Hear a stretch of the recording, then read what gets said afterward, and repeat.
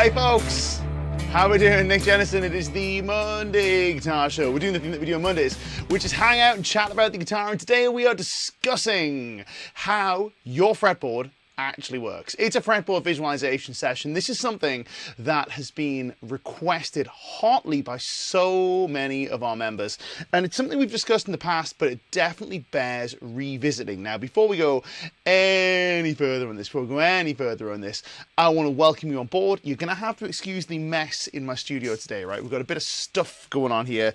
I'm preparing to go away on tour in September with Blitzkrieg. We're going to be in Holland, Belgium and Germany, if I'm not mistaken, all of the above. So the Netherlands, and then, yeah, Netherlands, Belgium, Germany. Not necessarily in that order, but there are posters.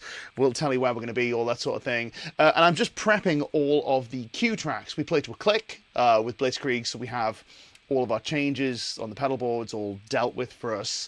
There's no like fake guitars or vocals or any of that sort of stuff. We're all playing live, but we like to have a click in our ears. It keeps everybody happy, keeps the shows tight, and all that sort of stuff, which basically means I've got a lot of preparation to do. We're putting some new songs in, all that sort of stuff. And I'm just kind of dusting off my in-ear mixing chops. I quite like mixing in-ear monitors, so it's a nice, fun thing for me to get onto. Anyway, so folks, if you're new here, I want to say hello, welcome on board. We do this every Monday. We hang out, we chat about the guitar. Our objective is to make you, dear viewer, that is you, a slightly better guitar player when you leave us in an hour's time than you were when you arrived. So, with that in mind, we're going to say some hellos to folks, but before we go, I was excited to show you this very quickly. Sorry, pardon me, I had to stifle a cough there. I didn't get my cough button quick enough. I'm going to show you this. This is today's featured course. This is the Fretboard Freedom Master Plan by yours truly. If you want more information on the sort of stuff we're talking about today, you can go to the link down below in the doobly-doo. I can't remember who I got that from. Link in the doobly-doo. But I got it from someone anyway. That's where the link is. Go get that. Lick Library members will get this as part of your membership. And if you're not a Lick Library member, maybe now is the time for you to sign up and consider joining us for all of the guitar lessons you could possibly want. Now, we're going to move away from that. We're going to say some quick hellos, folks. I'll tell you more about that in a second, and then we'll get stuck in with the meat of today's session, which, as a few of you have predicted from the 8s on the thumbnail, involves octaves, and we're going to get into all of that. So if you are brand new to this concept, fear not, we've got you. And if you've already got a fair handle on this particular method of fretboard visualization, as usual, we'll have some cool tricks and some cool licks that will enhance your guitar playing too. So hopefully we've got something for everyone today. We're going to begin by saying hello to Response Audio, who is the first in the house. Marcin is also with us. I also need to apologize to you guys for the notification going out a little bit late today. For some reason, our stream provider decided it would be a great idea to basically not create the broadcast and then not tell us about it. So we didn't find out that the stream hadn't been published until about 6:45, which is kind of crazy. So anyway, apologize about that, but I'm glad you guys are all here. PJ is here. Marcin, we've already said hello to. He's buying an 8-string. That is amazing. One like and he's buying an 8-string. Give him a like, right? Because Marcin needs an 8-string in his life. Beautiful guitar player, and I think an 8-string would suit you very well. PJ, we've already said hi to. Response Audio says 8-string. Transparent says note 8 octave for sure. Kim's in the house. Kim, it's great to see you. Dreams is here.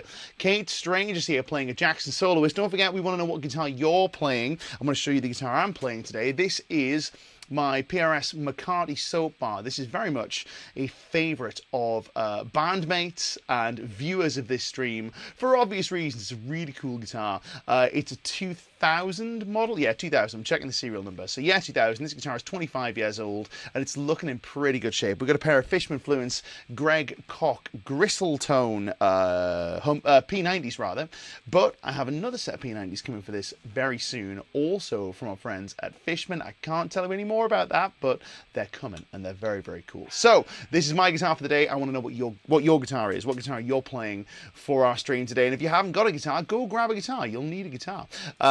Who else do we have? Let's say some more hellos. We got lots of discussion of 8 strings.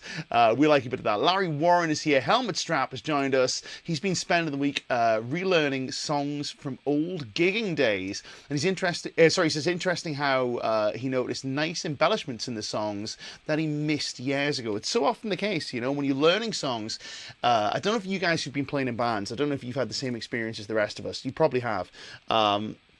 But you'll do this thing where you'll learn a song, you'll play a song in your band, and then you'll maybe be in the supermarket or somewhere like that, and you'll hear the song on the radio, and you'll go, geez, is that how it's supposed to sound? It doesn't sound anything like our version. Our version sounds completely different.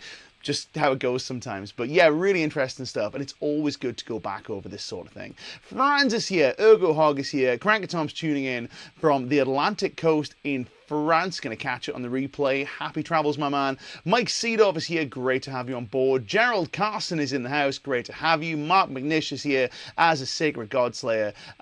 Franz is playing his Fender Sunburst Strat with brand new 69 pickups. Very cool. Very interesting. Catmandu 1962 is playing a gold Gibson Les Paul Standard. But wait, it's a gold top. I love gold tops. My goodness. I want a gold top in my life. Let me tell you. Who else do we have? Very quickly. Foghorn is just here saying, hope everyone's fretboard isn't too slippery in this disgusting tropical heat if you're in the UK. You know, it's actually not that bad in the northeast. It's kind of settled down a little bit now. We are historically one of the colder parts of the UK, but it has settled down. We've been dealing with some serious heat, let me tell you. Mal Riley says, fretboard visualization is often difficult. We're going to try and decode it for you today. Stacey Douglas is here. First time I was watching an intro solo upside down. That's very interesting. Okay. Makes it, I'm guessing you flip your phone over. That's quite interesting indeed. Hopefully that's what it is. Hopefully we haven't just messed it up. I mean, you never know. It's definitely something that's possible. Steve Ford is here. Block 18 is here. Steve Luth is here. Raphael is here. I'm just going to keep saying that because, hey, man. We've got a GM4 in the house. Vil is tuning in, playing a Tokai Strat. We have an Ibanez Steve Lukather. Oh, that's a cool guitar. FGN HSS, letters and numbers. Very cool. We like a lot of that. D40 is here. Who else haven't we said hello to? Simon Hodges is here, playing... ooh, this is really interesting. A Hills HN7, first headless guitar on a budget. Now, I have feelings about headless guitars, but I'm probably wrong because I don't really like them very much, but I think I don't like them for the wrong reasons. I don't like them because guitars are already too small on me, right? I'm too big for guitars. It's basically how it works. I'm a large person. As people go, not quite Jared James Nichols large, but in that sort of domain, and you go, well, I need a big guitar. Even PRS, they look kind of toyish on me. But even still, they are cool guitars, right? Very cool guitars, and I'm glad that you like it. We got a lot of PRS love too. We have a CE24 Satin. Aha! I've got one of those kicking around over here. Great guitar. Very cool. So, let's get into it. Let's get into the meat of today's stream, which is on fretboard visualization, specifically decoding how your fretboard really works. And we're going to begin by talking about how your fretboard doesn't work. So, there are many systems, many systems for visualizing the fretboard, for learning the notes on the guitar's neck. And none of them are wrong. Just going to say this out there right now. None of them are wrong. But wrong and all right and useful are different things, right? We need to ask ourselves the question when we're talking about this sort of stuff. Not, is this system right or is this system wrong? But rather, is this system useful? Is it something that is going to help me with my ability to play notes all up and down the neck, with the ability to locate things rapidly, with my ability to improvise freely, etc., etc., etc.? Or is this going to be something that is just going to confuse me? And generally speaking, I tend to tailor the approach that I teach this stuff with to the instrument that the musician I'm teaching plays. So I teach a lot of different musicians. I teach piano players, I teach singers. I don't teach piano players how to play piano. I should throw that out there right now because I can't play the piano, heavens no. But I do teach them a little bit about music theory at my other job, the college that I teach at. Also, I teach singers, I teach guitar players, teach drummers occasionally, producers all of the time. And the way these musicians will all interface with music theory and will interface with locating notes on their own instrument is going to be slightly different. So for guitar players, we are in a slightly unique position compared to some other musicians. I'm going to do a little demonstration for you guys in a way that I hope will be quite enlightening. It's something we've talked about before. So let's throw to another amp very quickly. Let's throw to the PRS Archon. which is set for a beautiful clean sound. Now, when we play the guitar, I'm going to begin by taking a look at the way we visualize stuff already. So when we play the guitar, we tend to think about root notes and we tend to think about shapes. Allow me to demonstrate. This is the A minor pentatonic scale, box number 1. I'm going to invite you to play this along with me. Right, there's A, and we're going to play. Hopefully everybody knows this shape. It is the shape that everyone learns first.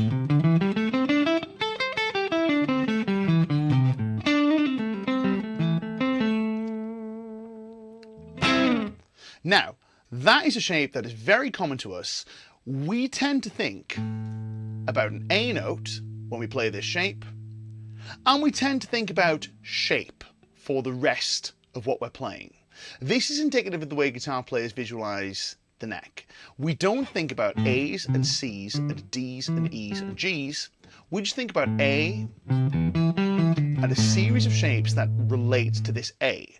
Let's demonstrate this in a slightly less familiar key. I'm going to invite you to move up to E flat very quickly, which is the 11th fret on your low E string. We're going to play the same minor pentatonic scale, but this time it's going to be the E flat minor pentatonic scale.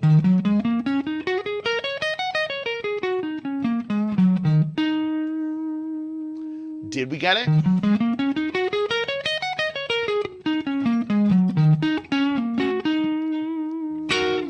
Now, I'm going to ask you a question. At any point during the playing of that E flat minor pentatonic scale, did you think of the note G flat? The note G flat is in there. We are playing a G flat when we play this particular scale, but we don't necessarily think about it, right? If I asked you to play this note as part of our A minor pentatonic scale, sorry, E flat minor pentatonic scale,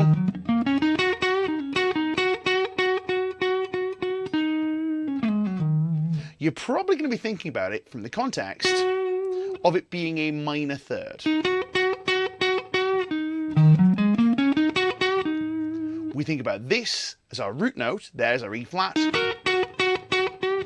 This note, we don't really need to know what it is. We just think about it as the minor third. We can recognize later that it's a G flat. We might call it F sharp, slightly misinformedly. It is a G flat in this context. But we don't really think about its note name. Now, this is a little different to the way that a piano player would think about this kind of idea, because in the piano space, in the piano domain, we need to know the names of all the notes that are in our scale. The reason for this is that the fingering, the shape that we play, will be different depending upon which scale we're playing. The difference between A and the way it looks and E flat and the way it looks is very drastic. On the guitar, we just park a root note and we play the shape. Now, this is not a bad thing. We are made to feel this is a bad thing. This is not a bad thing, right? This is just a facet of the way we visualize the guitar, because it's the easiest way to visualize the guitar. I'm going to take this to an absurd conclusion. Let's take a look at the way singers may visualize this stuff.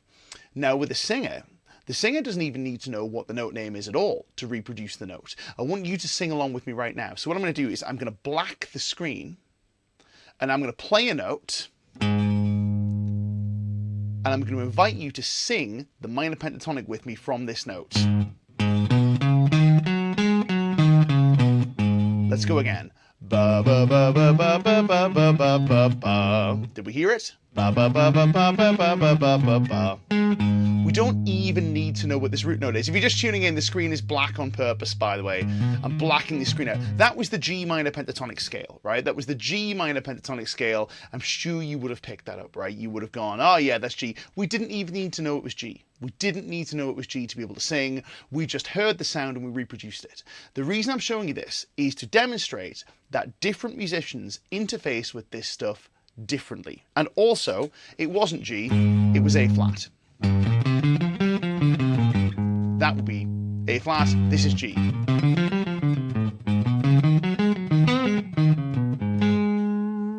Now, the reason I bring this up is because when we visualize the guitar's fretboard, the way we visualize it is we visualize it from the perspective of a root note and a series of intervals to create the scale or chord or phrase we're trying to play that orbit around a given root note, and they are always in the same places. This is my favorite thing about playing the guitar. It's like playing the grid. Once you find the root note, the formula just populates around the note we're playing. Let's look at the minor pentatonic from this perspective, right? So minor pentatonic is here, right? There is our minor pentatonic. There is root note on the A. And if we go as far as this, we have played one entire octave of the minor pentatonic scale. The way these notes orbit, we have our root, we have our minor third. The minor third is always the same distance away from our root note, by the way. There's root note, there's minor third. I'm sure you can see how this works. There's our fourth, there's our fifth, there's our flat seven.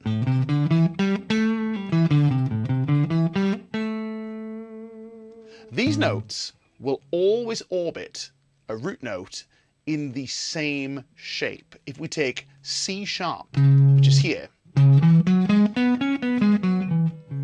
we know that we can apply this same shape to C sharp and get a minor pentatonic.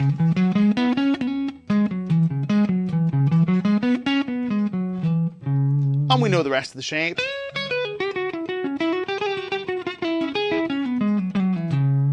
Got a bit carried away there.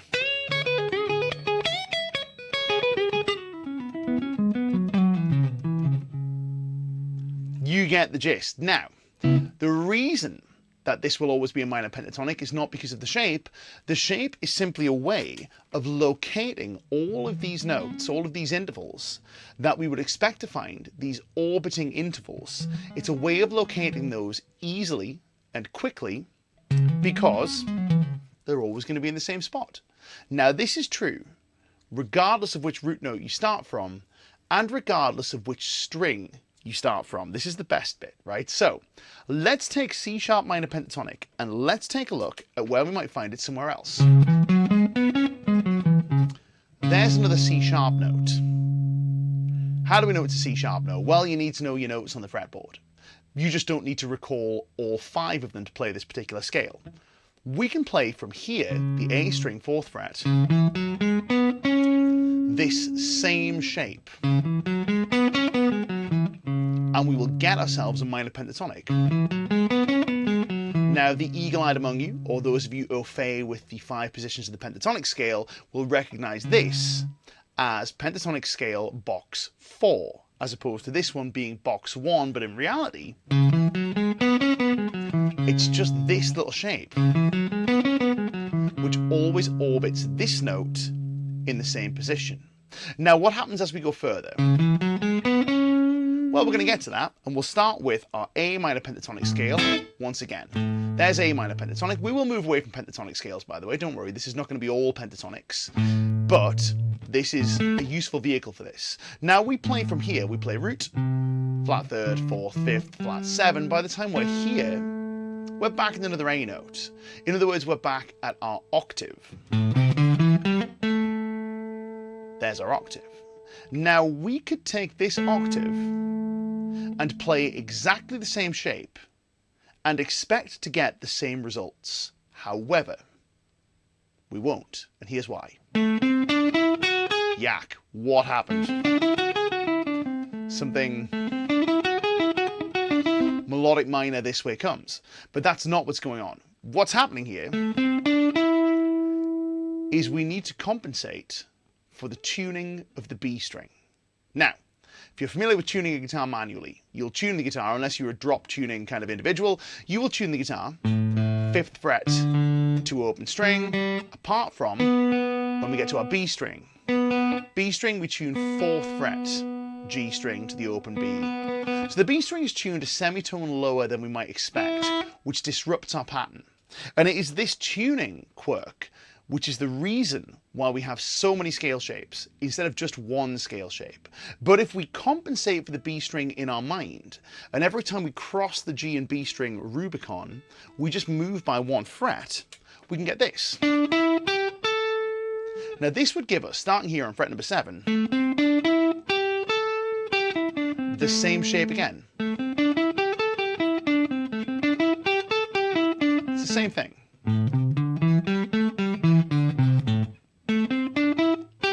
It might not look like the same thing, but it is the same thing. The reason it's the same thing is because we've had to offset by 1 fret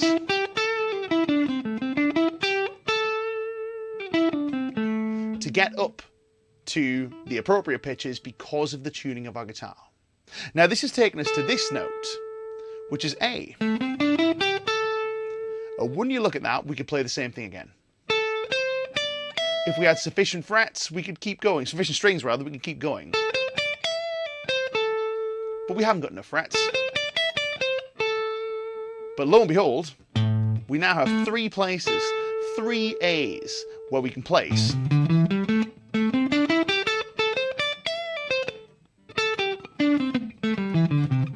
our shape. Now this applies to every shape, but this also applies very, very, very easily to the minor pentatonic scale. We're going to start by answering a question, by the way, because we've got some great questions coming in.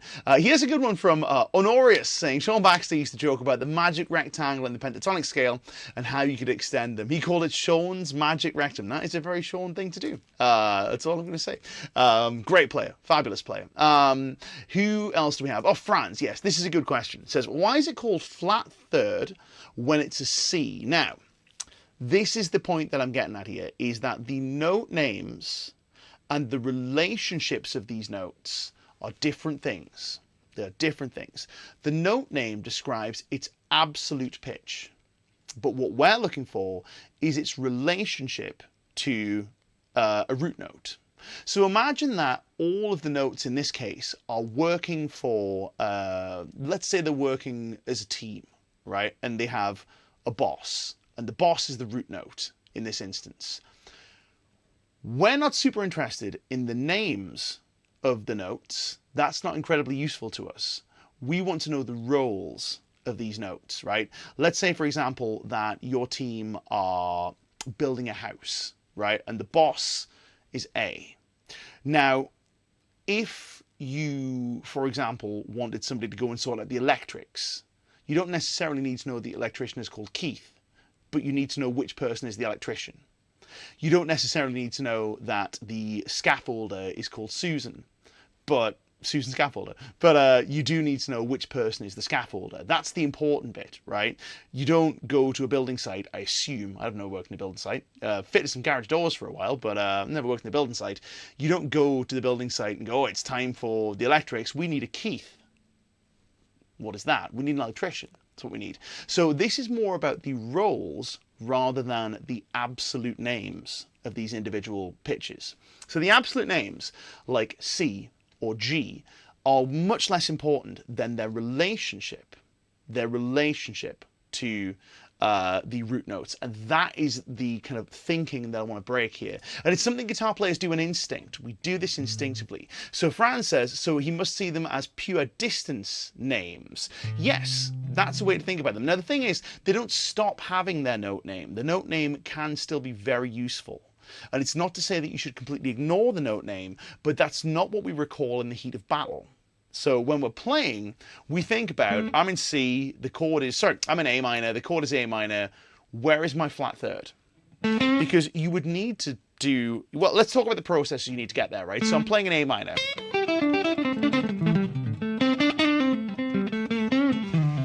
I hear a sound, and the sound is ba ba ba ba ba ba ba. That's the sound I want, right? And I identify that sound as the flat third. I could either go, where's my flat third? It's there. One step. Or I could go, what is the flat third? The flat third is C. Where is C? It's here. 2 steps. A much longer computational process. Where's the flat third? It's there. What is the flat third? The flat third is C. Where is C? C is here. more deduction. This is a luxury afforded to us as guitar players because of the grid style instrument that we're playing. We can view these as distance, and we can recognize notes more as intervals than individual pitches. However, you should still know what the pitches are, because you're going to need to talk to other musicians about it, and they're going to want to know what the pitches are. They're going to go, oh, what are you playing there? I'm playing a C. Fair enough, right? So I'm not saying that this business of understanding the note names is wrong and you shouldn't do it. I'm just saying it's not how guitar players visualize the fretboard in an instant. I don't think. Certainly not how I do it. So this leads me to the principle of the octaves. It's not a principle really, but the octaves thing, the thing that's in our thumbnail, right? So the thumbnail was talking about, oh, here's an interesting one, right? Raphael/Hafael was saying, was the standard tuning made for a particular style of music? It was a traditional tuning from Spain, and it's actually referred to as Spanish tuning. So we call it standard tuning, and it has become standardized because the guitar as we know it, certainly during its popularization period, the electric guitar in the early part of the 20th century, it was referred to as the Spanish guitar. And there was a competing instrument, which was the Hawaiian guitar, which is the Hawaiian steel guitar, which almost became the dominant instrument in pop music in the 20th century. Almost had its time in the sun. It's a cool sounding instrument, but the Spanish guitar won out. And that's where the Gibson term ES comes from. So ES 335 stands for Electric Spanish 335. And 335 incidentally was the price, which I think's hilarious. So ES 175 is Electric Spanish, $175. So yeah, it's a Spanish tuning, is the way we can call it. So we can blame the Spanish for this, although it does mean that we get to play AC/DC tunes, which are reliant on all these cowboy chords. So I'm not saying throw the baby out with the bathwater and just completely ditch your Spanish tuning. Far from it. We just have to do that one little adjustment, and then that's okay. Right, we're good. So, on with octaves, right? Because here's the thing. We have just established this idea that when we visualize the fretboard, we visualize a root note and we visualize other notes hanging from that root note. Well, we need to be able to find these root notes, don't we? And this is where the octaves thing comes in, because if we can find a note in one position, we can find it from our next octave. If we take just the flat thirds, for example, and we take this idea of the flat third being on the same string, but 3 frets up, that minor third interval. If I can start here, there is my A. I can find that from that A here, but I need other A's. And this leads me to this octaves finding business. Now, there is an octave shape that we play fairly regular. If, like me, you were born in the 1980s and grew up in the 90s and 2000s, and you heard a whole lot of pop punk growing up, this octave thing was super, super common, right? It was just something that people played. Oh, missed up my downstrokes. Got a little cramp. Trying to play a legally distinct pop punk song. That is not an existing song. You get the gist, right? You get the measure of what we're talking about here. And this octave shape we can think of as a little like the power chord shape. Now, a power chord shape is a root and a fifth. Here's one from Mal Riley, actually. This bears addressing, as the flat third is relative to the major scale. So the flat third of the major scale, right? That is absolutely correct, right? So it's the flat third, which is to say that it's the third of the major scale, but flattened by 1 semitone. It's a naming convention. Yes, it's a little archaic, but it's one that works. So we refer to all these intervals relative to their position in the major scale. We don't really need to worry too much about that, because you never think, where is my third? My third is here. How do I flatten it? We just think of the flat third as its own distinct interval, if that makes sense. Anyway, here's our power chord shape. It's a very good observation, though. Power chord shape is here. Our octave shape is the same thing, but the higher note is down a string. So anytime we're on any given note, say for example this A note, we can find an octave 2 strings and 2 frets away. Make sense? What about this E note? 2 strings, 2 frets away. There's an octave. Which means if I play this, E minor pentatonic, I can play from this E, compensating for the B string, and get the same thing.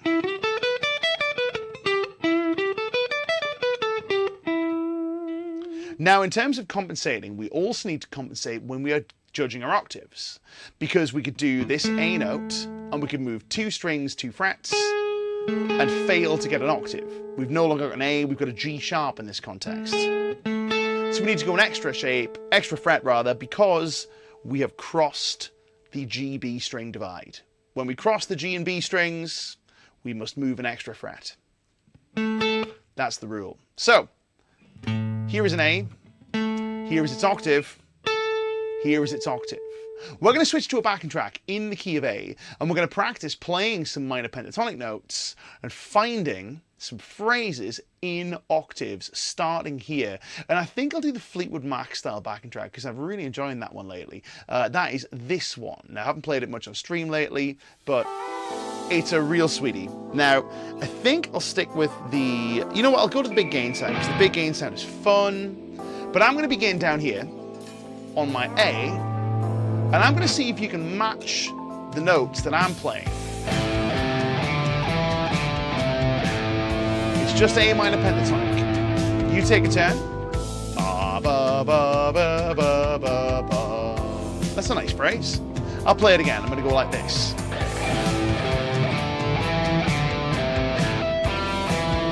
And there I played that on the top. What a lovely sounding phrase. You take a turn and see if you can figure out what that is. Because in a second, we're going to move these phrases through our octaves. We won't be able to play it in the very top octave because we haven't got enough frets, but the other ones we can play. So let's take this A as our starting point. Let's go.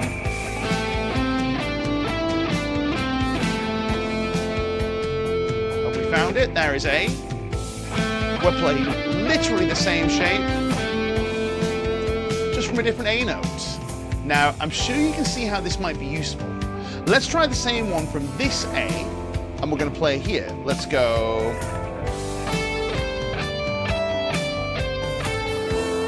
Now, these are very simple phrases, but simple phrases can be nice. Now, I'm going to play a phrase down here, and I'm going to challenge you to play it from here, and from here. Does that make sense? Let's try that. Let's go like this. That's going to be root, third, fourth, third, root. You assume the root is flat, because we're on my note. That's my phrase. You take a turn playing it here, here, and here. I'll give you a second to get through it, and then I'm going to show you what it might look like. And we'll talk about some phrasing implications from this too, because the phrasing can be really interesting with this. All right, I reckon you've probably got it now. There's a little break coming up that I stole from Rhiannon. I'm going to play this.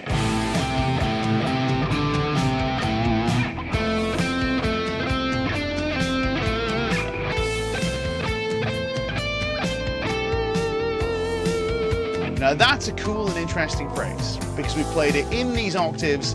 It looks not terribly difficult to see, but it's quite a fun and interesting phrase. Now for you guys that want to go a step further with this, let's try putting this pinky finger somewhere else where we can reach another fun note. I'm going to show you where this is. Now, let's quickly move away from the backing track. I'll show you what we're dealing with here. So this pinky finger, this is for you shredders out there. We're going to get into some slightly more complex ideas now that we've established this octaves thing in a nutshell. So, if I play this, there's my A minor pentatonic, and then I play this.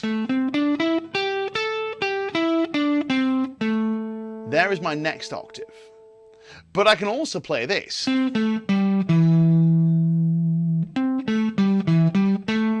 These are the same notes. There's an A. I can find my flat third, flat 7 rather, and my 5th below this A. And I can visualize those orbiting the octave in the same way. You might find those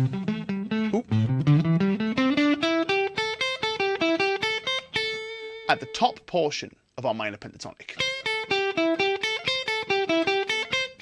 There's my A. So it's one string up, pinky finger and first finger. Same thing. And we know from experience that this third finger, first finger thing is there too. In reality, this shape is actually just two octaves, two independent little octave cells in a trench coat standing up pretending to be a scale. That's kind of how it works. So what I'm going to do is I'm going to leverage this to play root third, fourth, fifth, and then flat seven with my pinky finger. Now if I take away my first finger, I'm just playing this A and this big rectangle shape immediately below it. But I get this. That is 5, 8, 5, 7, 10.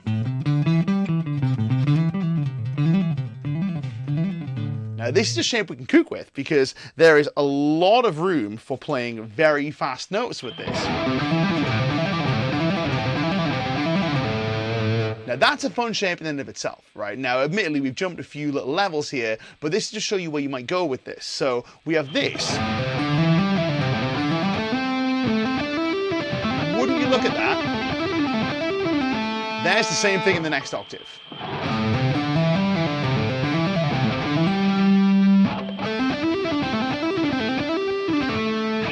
Where's the next octave? It's here.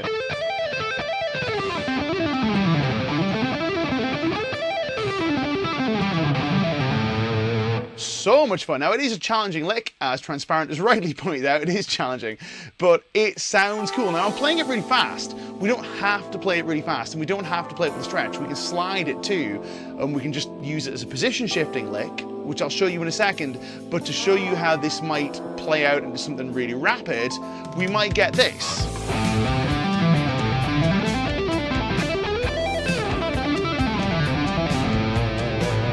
Obviously you're not going to deploy that all the time, but it's fun. So if I'm playing here,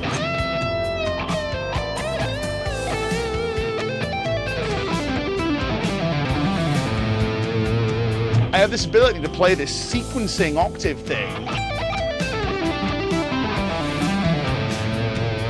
which sounds cool because it's kind of like the same thing in every octave. Well, it is the same thing in every octave, which is not a very guitar-y thing to play. Obviously, that is a bit of a technical challenge, but what if we didn't stretch? What if instead of stretching, we just thought about this as another place where we could go? So we could play 5, 8, 5, 7, option to extend up to 10. And that gives us a little hang below this octave.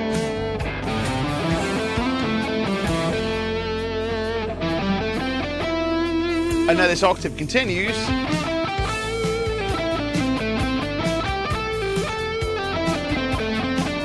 But we know that when we get to this fifth, we also have this place we can play it.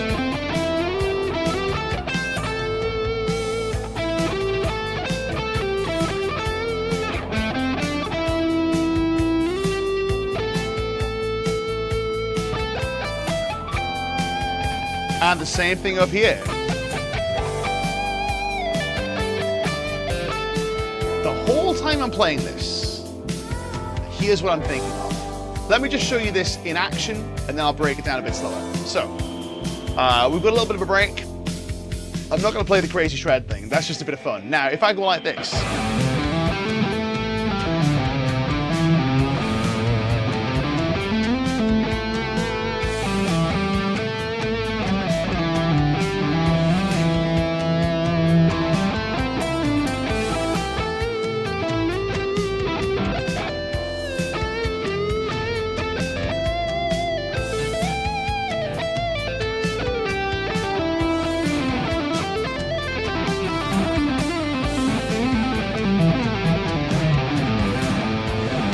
Now this is very pentatonic so far, but let me show you what's going on there. That's the end result. The actual thing that I'm hearing, or the thing I'm visualizing, is as follows. I have root note, this little combination of pentatonic notes leading to this next root note, which has this pentatonic cell above it and this little unit beneath it. Now this occupies a position between this octave and this octave. It's a little extension and they overlap with each other. But by the time I'm here, my eye is on this. My eye is on this note by the time I'm up here.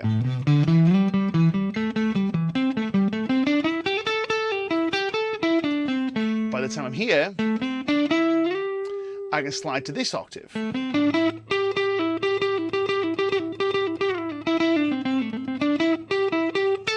I've got my eye on this one. By the time I'm here,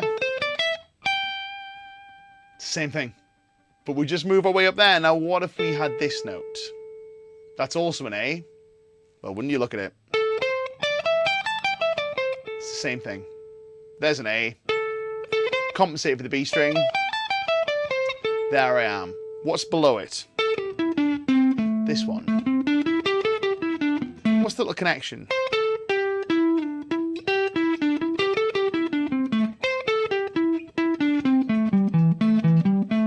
There's the connection. It really is dreadfully simple. When you start to think about this as notes and octaves and other intervals orbiting around them. I like the orbit analogy. I like this idea of it being like a little solar system where the notes fly around like planets, except they are frozen in space. They're always the same distance away from our root note. It makes it exceptionally easy to visualize because all you need to do is get your eye to the next octave. As soon as you're playing, if you know where the next octave is, if you take a little jump, you climb your way up the fretboard, you just need to find the next octave and then you're golden. That is literally all there is to the process. It could not be simpler, I don't think, personally. Now, let's take this to its logical conclusion, which is taking things and playing them in octaves, because this ability to visualize in octaves isn't just about finding notes. It also has phrasing implications. And the phrasing implications are that we tend to play, when we phrase in octaves like this, we tend to play similar things in each octave, which can lead to a more musical way of playing. Now, if we just meander up and down the scale, it can sound cool, but it can sound kind of meandery. Let me show you what I'm talking about. Let me know if this is something that you suffer from, right? So here we go. Let's go to these two cameras. We're on the big lead sound.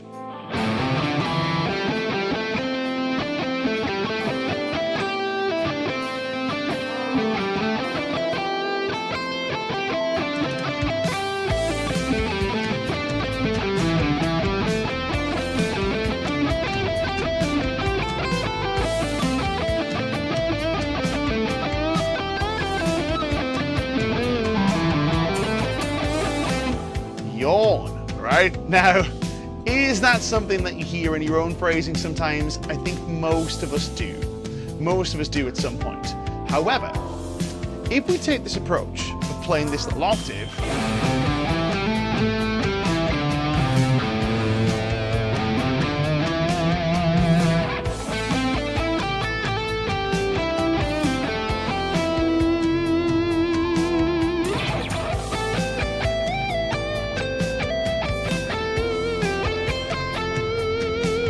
immediately it's more interesting. You go, ooh, what's going on there? Now this is the way that musicians that aren't guitar players think about this sort of stuff. Now, if you think about playing the piano, the way a piano player will play, if they're phrasing, is they'll tend to take a phrase and they'll maybe move the phrase in octaves. They'll cycle it in octaves. They'll play something like this.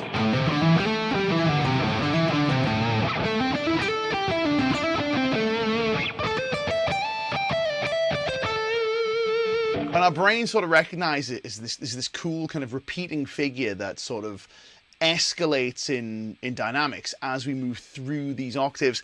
It's a fun and cool thing. Now, this is not to say that guitar rephrasing is inherently bad, but it can be somewhat dull. I want you to think about players like Paul Kossoff, for example. Masterful at all this sort of stuff. Masterful at this stuff. Chris Buck, wonderful with this stuff. Steve Vai, Joe Satriani, all these beautiful virtuosic guitar players. When you get them phrasing, that's where a lot of this sort of business comes out. Now, I'm not saying this is everything these guitar players will play, far from it, but it gives us the ability to recreate what we're playing in another octave. So it gives us the ability to take the same idea and displace it without completely changing the idea because we're in another register and the scale looks different. That robs us of our ability to play musically, because we are now playing what the scale is telling us to play. We are in charge. The scale is not in charge. The scale is just a way that the notes are arrayed on the fretboard. And you're free to array them in a different place, if that makes sense. Now, so, how might this look? Well, it might look as simple as taking an existing phrase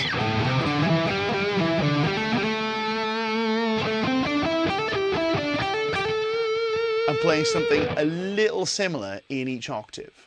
You don't have to move through octaves at that rate. We can play something like this.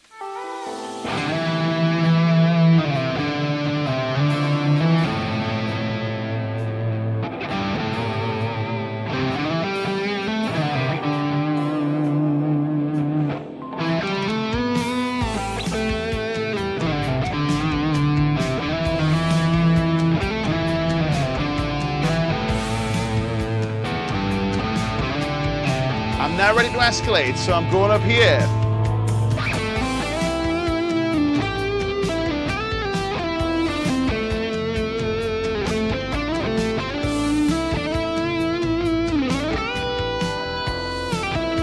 And there's all this stuff that feels familiar.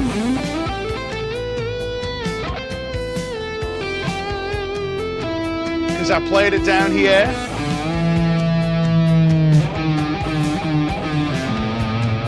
I'm going to take it way up to the top.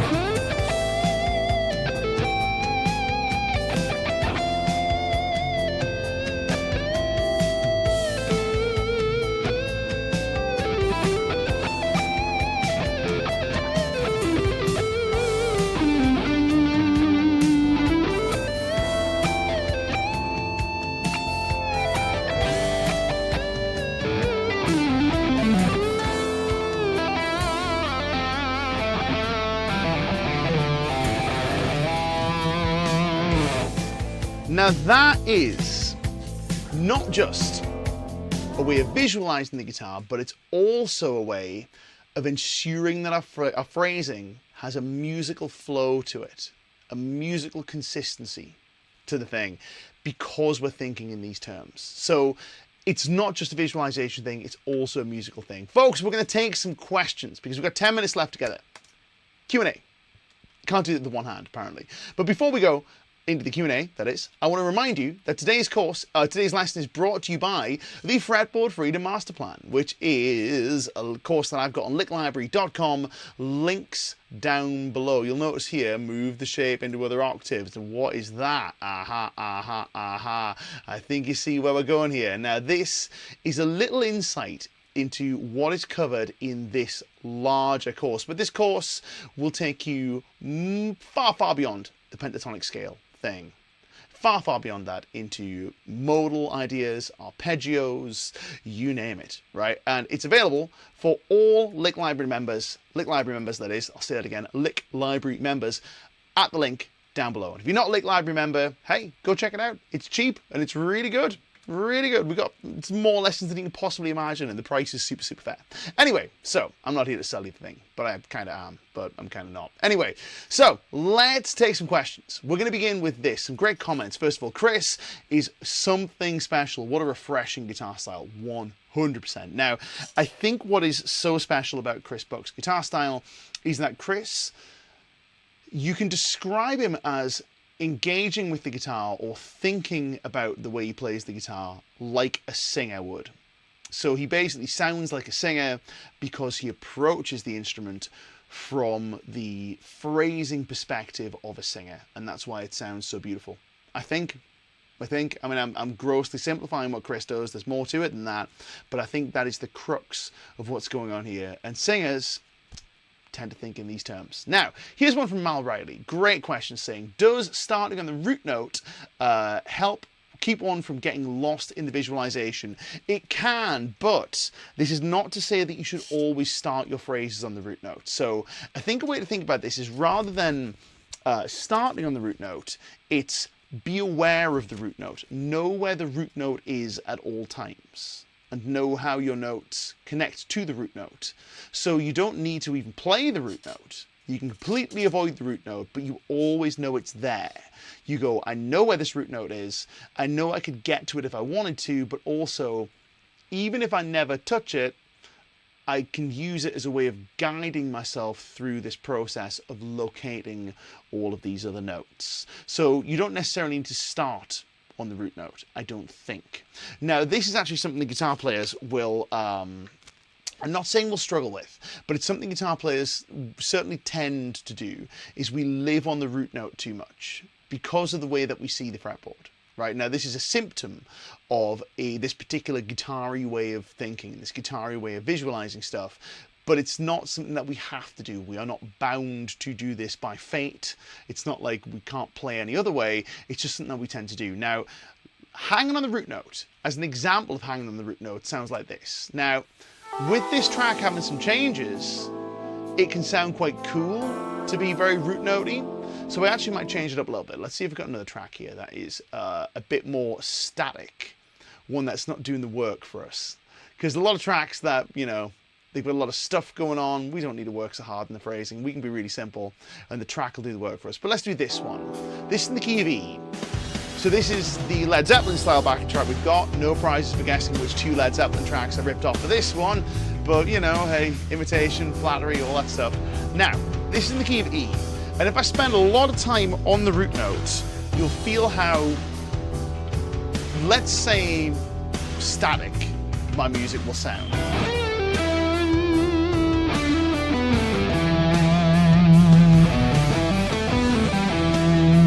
So I'm going to end all these phrases on root notes.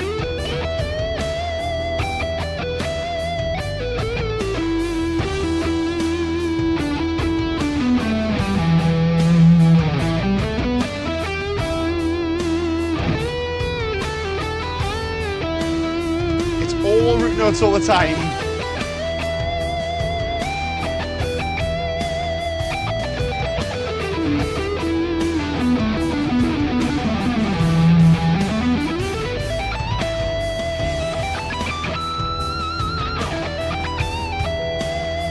All root notes. Now the root note is an interesting pitch because the root note is a very stable sounding pitch. It feels really settled. It feels like we'd stay there forever. But music is not about being settled. Music is about creating contrast between settled sounds or stable sounds and unsettled or unstable sounds. And ultimately, all of music is about the interplay between stable and unstable. That's basically it. Think about drums. Ba, ba, ba, ba, ba, ba. Who's waiting for me to go? Right? Let's go like this. Clean sound.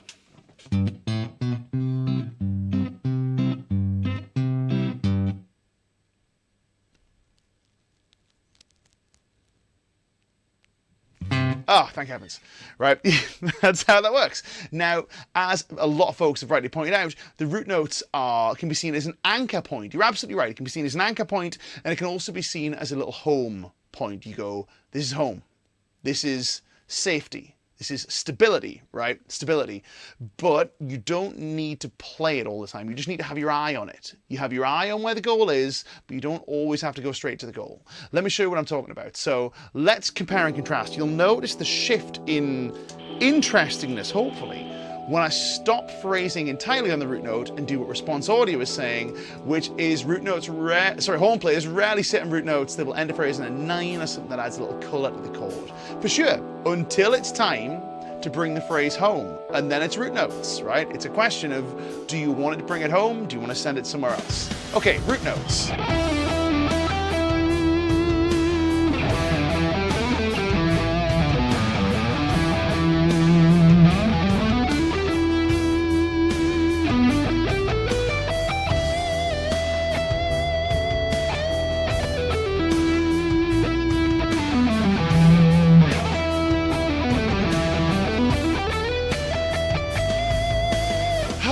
It's fine, not very interesting. Let's spend some time away from the root notes. I'll stay pentatonic for the most part.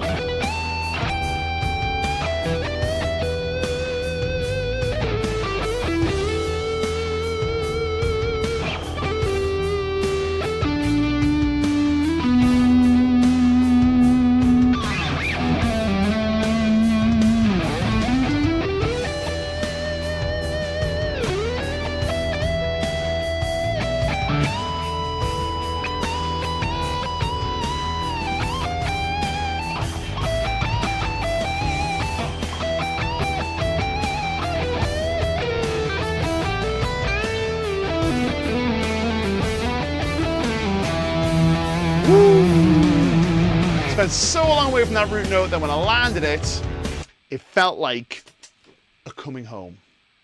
Now, this is something that is very easy to do if you have this style of visualization where you go, I'm visualizing root note and I am visualizing the intervals that orbit around the root note, because guess what? All of your visualization is based on finding root notes. So you know where the root note is, and you know to either land it or you know to avoid it. So it gives you this additional ability to be musical with your guitar's fretboard, because we are ascribing value to the notes, or role to the notes. I like value to the notes, rather.